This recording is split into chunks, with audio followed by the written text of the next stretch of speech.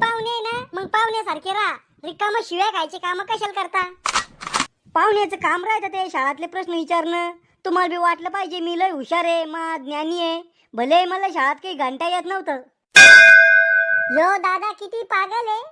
पाय एवढी लेकरं समजलं, पण तुला अक्कल नाही आली. ओ इथे तुम्ही बसले म्हणून, नाही तर दाखवलं असतं तुमच्या पोराला मी. राहुल यावर्षी लग्न करतो काय? लग्न करायला तर मी 2 वर्षापासून तयार आहे, पण तुम्ही सोयरीक जमू द्या संता वाचना. 5 सोयरीकी मोड्या तुम्ही माया कुकुटले व्हायल. अरे राहुल्या, आयुष्यात काहीतरी प्रगती कर, विकास कर. ओ मावसा, फक्त लग्न उद्या, एका वर्षात प्रगती आणि विकास पैदा करतो. अरे खुळखुळ्या, आयुष्यात पैसा कमव, पुढे जाय असं म्हणून राहिलो मी. सहन होईन का तुम्हाला मी पुढे गेलो तर? तुम्हाला काही नाश्ता आणू का खायला? नाही ना, राहू द्या.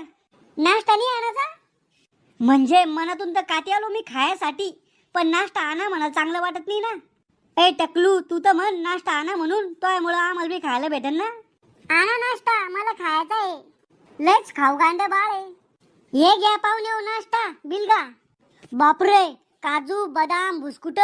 मॉम, ह्यो खजाना कुठे लपून ठेवला होता तो? दाखवल नाही आम्हाला.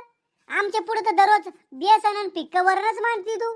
अरे राक्षसा हो, तुम्हाला दाखवला असतं तर तुम्ही ठुला असता का ते आता लोक? मग पाहुण्याला आणलं, आम्हाला काऊन नाही? अरे पाहुण्याला वाटलं पाहिजे आपण लय मालदार आहे, पैशावाले.